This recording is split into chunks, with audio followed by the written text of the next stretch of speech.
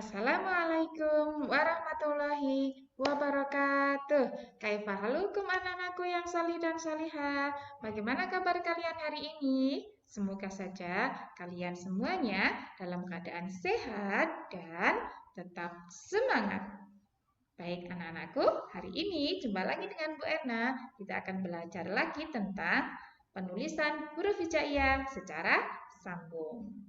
Bagaimana? Sudah bisa bukan? Mudah ya. Kita kemarin sudah belajar untuk menulis huruf hijaiyah secara sambung. Nah, kita akan mengulang kembali. Tapi sebelumnya pastikan hari ini kalian sudah mengawali dengan yang pertama ngaji morning, yang kedua salat duha, dan yang ketiga tidak kalah penting membantu ayah dan bunda.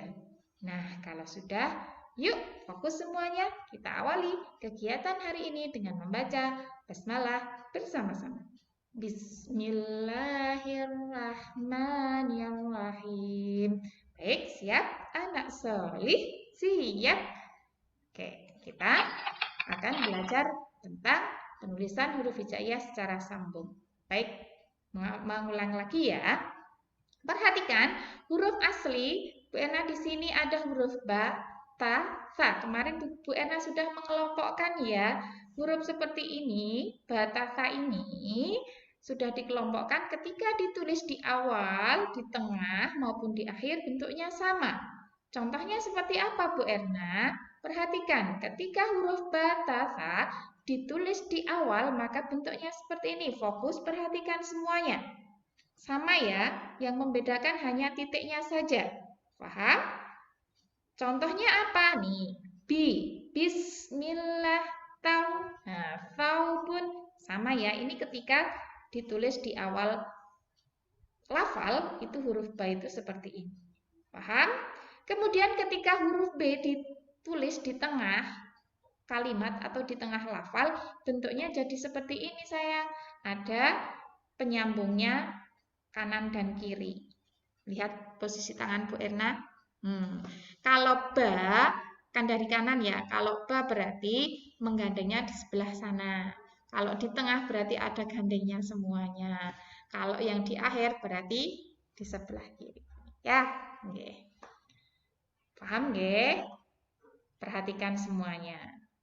Antara huruf ba, ta, dan sa itu ketika di tengah tangannya ada dua, digandeng semuanya.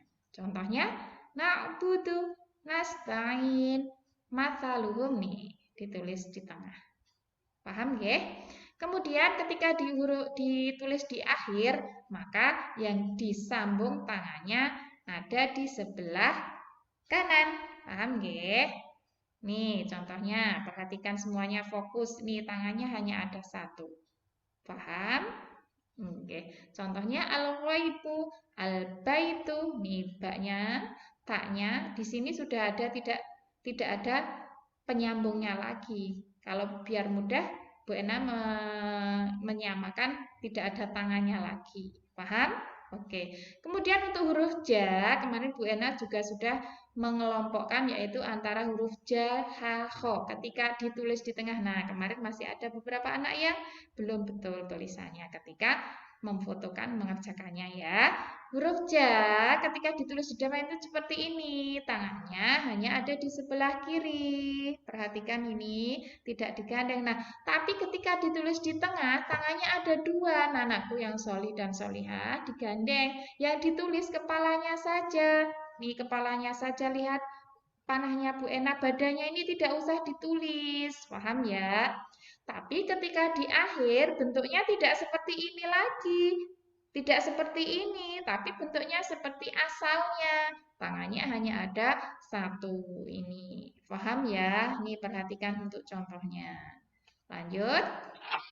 Nih, kemudian huruf H dan Kho sama. Ketika ditulis di depan, itu sama bentuknya jadi seperti ini.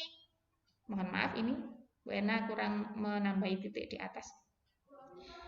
Ketika di depan, itu tangannya di sebelah mana ini, ayo? Iya, kiri ini kiri.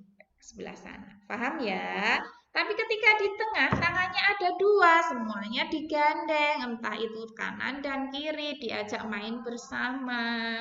Paham? Nah, tetapi ketika di belakang, beda lagi bentuknya, bukan seperti ini ketika kalian akan menuliskan huruf H ataupun Kho di belakang atau di akhir. Bentuknya jadi seperti apa? Seperti ini, perhatikan. Paham nggih? Iya. Kemudian huruf sin dan shin sama. Ketika kalian mau menuliskan di depan, maka tangannya yang untuk menggandeng itu hanya sebelah kiri. Perhatikan. Ini. Kemudian kalau di tengah sama, tangannya ada dua. Hurufnya ada di tengah-tengah nih loh, tangannya ada dua, perhatikan semuanya. Paham ya? Iya. Tapi ketika di akhir, bentuknya tidak seperti ini lagi. Tidak digandeng tangannya satu ataupun dua, tapi bentuknya seperti semula. Paham? Masih ada kemarin yang menulisnya belum betul. Dibetulkan ya, sudah tahu sekarang?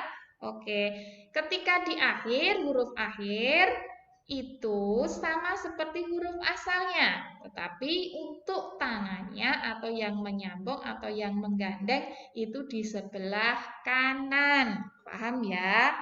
Lanjut lagi, huruf so dan do itu sama.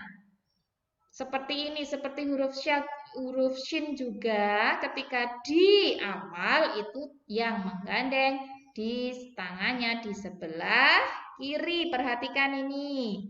Kalau di tengah itu dua-duanya digandeng. Perhatikan cara menulisnya ini.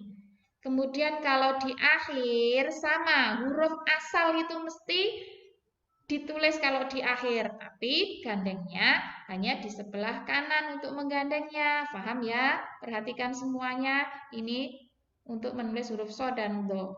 Lanjut ke huruf yang to. Sama huruf to juga. Nih, perhatikan. Kalau di depan, kepalanya semua yang ditulis nih, perhatikan. Contohnya Bu Erna ini. Kemudian tangannya itu di sebelah kiri semuanya. Perhatikan ini untuk yang menggandengnya. Paham nggih? Tetapi kalau di tengah sama juga, yaitu hurufnya ada di tengah-tengah. Yang menggandeng atau tangannya kanan dan kiri ada. Paham? Kalau di belakang, tangan kanan saja.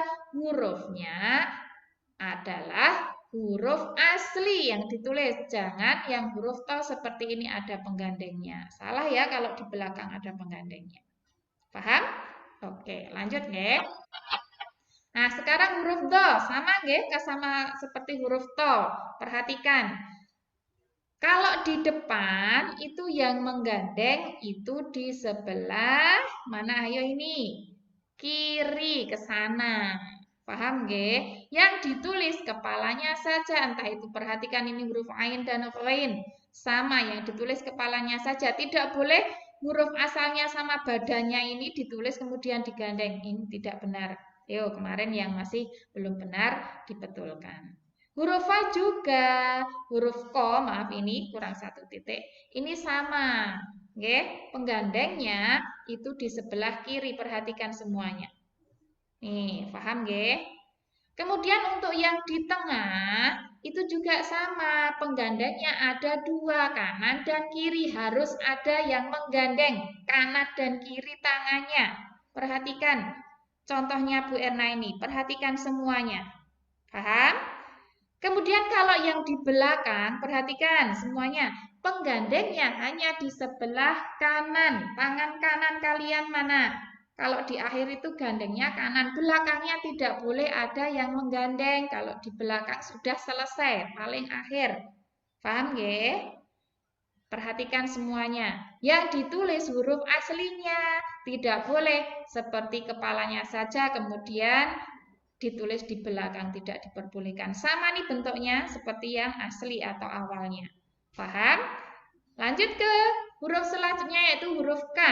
Huruf K itu ketika di awal, di tengah, dan di akhir itu beda semua bentuknya. Bagaimana Bu Erna? Perhatikan huruf K ketika di awal itu seperti huruf S. Perhatikan. Nggih. Maaf. Kemudian yang di tengah juga seperti huruf S. Tapi kalau di tengah perhatikan yang menggandeng, perhatikan posisinya panahnya Bu Ena yang menggandeng itu tangannya ada dua, kanan dan kiri. Bedanya antara yang di depan dan yang di tengah. Kalau di tengah hanya satu tangannya, kalau yang di belakang ada dua.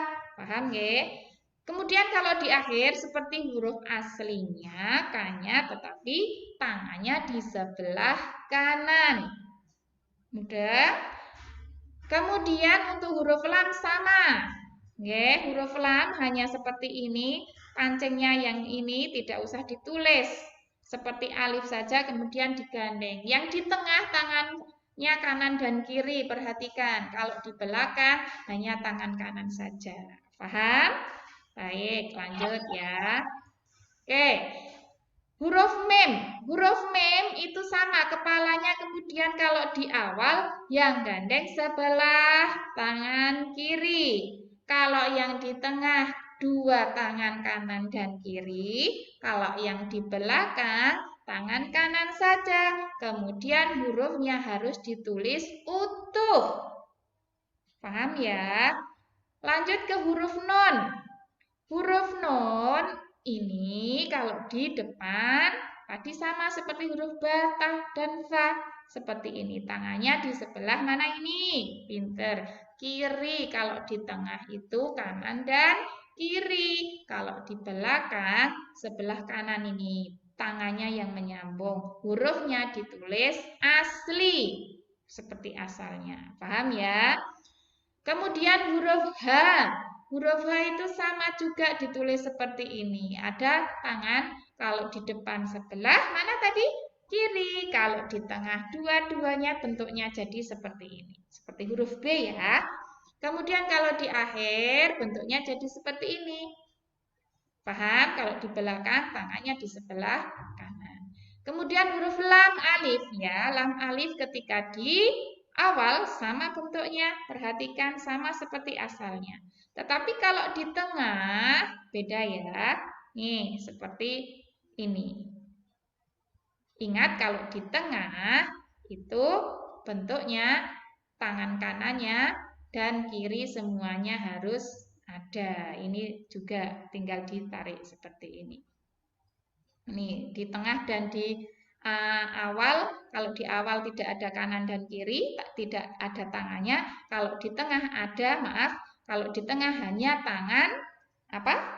Kanan. Sama seperti bentuk di akhir, perhatikan. Untuk di tengah, huruf lam alif itu bentuknya sama seperti di akhir. Paham ya? Nah, kemudian untuk huruf ya. Huruf ya yang terakhir sama seperti huruf nun.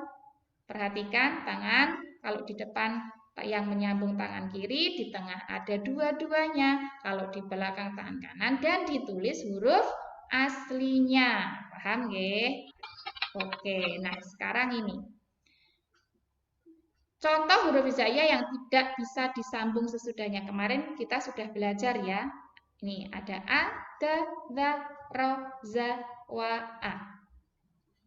Nah, ketika penulisannya ini tidak bisa disambung. Dia tidak mau mengajak berteman. Maunya diajak berteman. Maunya disambung. Perhatikan alif.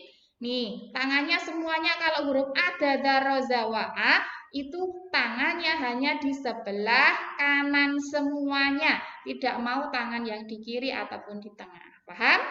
Baik, itu sekian tugas dari Bu Erna.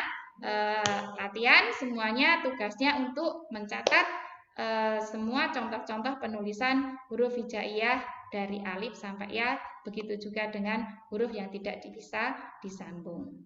Begitu ya, nanti difoto dan dikirimkan di Google Classroom.